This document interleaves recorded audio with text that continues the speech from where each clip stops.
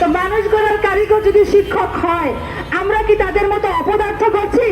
ছিলাম আমাদের মহান মাননীয় শিক্ষামন্ত্রীর উদ্দেশ্যে বলছি, উনি বলেছিলেন ওনাই যদি ক্ষমতায় আসেন, শিক্ষামন্ত্রী হন, আমাদেরকে রাস্তায় বসতে হবে না। উনি মানসিক বিকারগ্রস্ত কিনা আমার জানা নাই, তবে ওনার কর্মকাণ্ড দেখে জনগণ এটাই বলছে। উনি কথা দিয়ে কথা রাখছেন না কেন? আমাদেরকে কেন আবার রাস্তায় আসতে হচ্ছে? আমাদের অন্তর্বর্তীকালীন সরকারে থাকাকালীন সময়ে আমাদের যে বাজেট ছিল, সে বাজেট কোথায় গেল? সে বাজেট দিয়ে তো ফ্যামিলি কার্ড দেওয়ার কথা ছিল না, কৃষক কার্ড দেওয়ার কথা ছিল না। এই অভুক্ত নন এমপিউ শিক্ষক যারা রাস্তায় কুকুরের সাথে বসেছে, ঘুমাইছে। আমরা রমজান মাসে শুধু সাদা মুড়ি আর পানি ইফতার, সেহরি কোনোদিন খাওয়া হয়েছে, কোনোদিন খাওয়া হয় নাই। সচিবালয়ে আমাদের সামনে দিয়ে গাড়ি দিয়ে এসি গাড়ি দিয়ে ওনারা আসা যাওয়া করে, ওনাদের চোখে কি পড়ে না? ওনাদের ছেলে মেয়েদেরকে বিদেশে রেখে পড়াশোনা করায়, দামি ব্র্যান্ডের জামা কাপড় পরে। আমরা এত কিছু চাই না, আমরা বাংলাদেশে থাকতে চাই। আমরা সামাজিকভাবে, রাষ্ট্রীয়ভাবে, পারিবারিকভাবে, প্রতিষ্ঠানে সব জায়গায় নিগৃহীত। নন এমপিও আমাদের কোনো সম্মান নাই। তো কলেজের প্রতিষ্ঠানের চতুর্থ শ্রেণীর কর্মচারী পর্যন্ত একটা কথা বললে শুনতে চায় না। তো মানুষ গড়ার কারিগর যদি শিক্ষক হয়, আমরা কি তাদের মতো অপদার্থ করছি? যে নাকি বাচ্চাদেরকে জিজ্ঞেস করে যে তুমি কার সাথে রাজনীতি করবা? উনি কি প্রশ্ন করতে পারতো না তুমি বড় হয়ে কি হবা? তাহলে আমাদের শিক্ষার মূল্যায়ন কোথায় গিয়ে নামছে উনি শিক্ষামন্ত্রী? নানা রকম বড় বড় পদে আছে, ওরা এসি রুমে বসে দামি কেদারা পা ধুলাচ্ছে। ওদেরকে একবার মনে হয় না এই তালেব মাস্টারদের জন্য কিছু করা উচিত? যাদের জ্ঞান মেধায় আমরা আজকে এই পর্যায়ে এসে দাঁড়াইছি, তাদের জন্য কিছু করা উচিত। মাননীয় প্রধানমন্ত্রী, আপনার শিক্ষা নিয়ে কোনো কথা বলবো না, বলবো আপনার বিবেক নিয়ে। আপনি এত অভুক্ত শিক্ষক রেখে কিভাবে পারেন ফ্যামিলি কার্ড, কৃষক কার্ড? আর মাননীয় শিক্ষামন্ত্রী, আপনি কিভাবে পারেন এমপিভুক্ত শিক্ষকদের বেতন ভাতা সব কিছু থাকার পরেও তাদেরকে আরো দিতে? আর আমাদের খাবার ভাত নেই, প্লেট নেই, আমরা অভুক্ত। আমাদের বাচ্চারা ভালো জায়গায় যাইতে পারে না, ভালো স্কুলে পড়তে পারে না টাকার জন্য।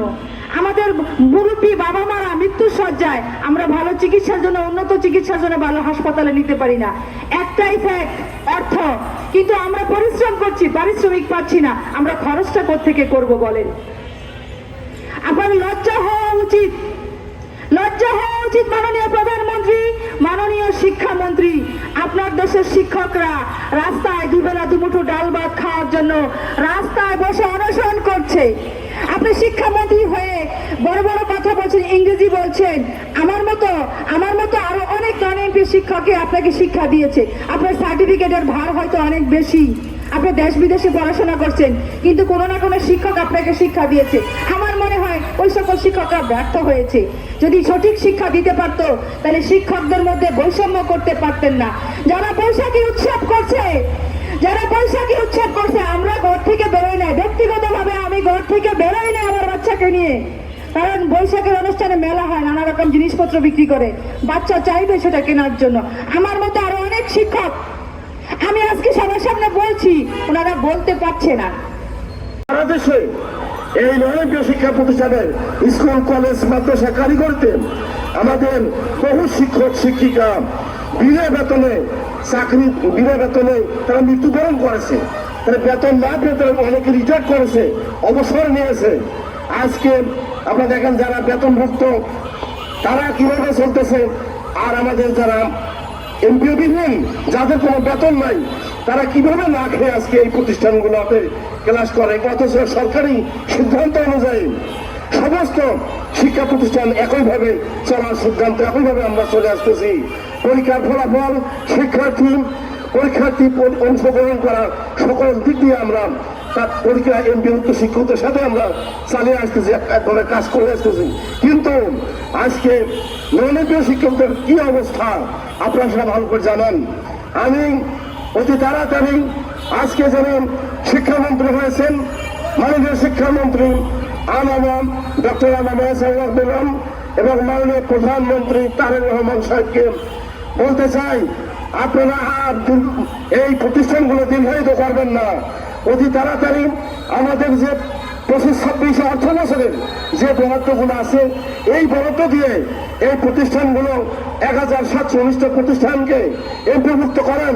এর সাথে সাথে মাদ্রাসা এবং কারিগরি প্রতিষ্ঠানগুলো দ্রুত আবেদন নেন, তারা এমপিভুক্ত করে তাদেরকে একটা ব্যবস্থা করে দেন।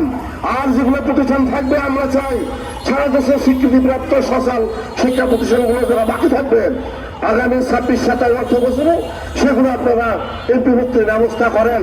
আমি মাননীয় শিক্ষামন্ত্রী, মাননীয় প্রধানমন্ত্রীর কাছে দৃষ্টি আকর্ষণ করে আমি আমার এই বক্তব্য শেষ করছি। ওয়াকিল আলহামদুলিল্লাহ, আসসালামু আলাইকুম ওয়া রাহমাতুল্লাহ।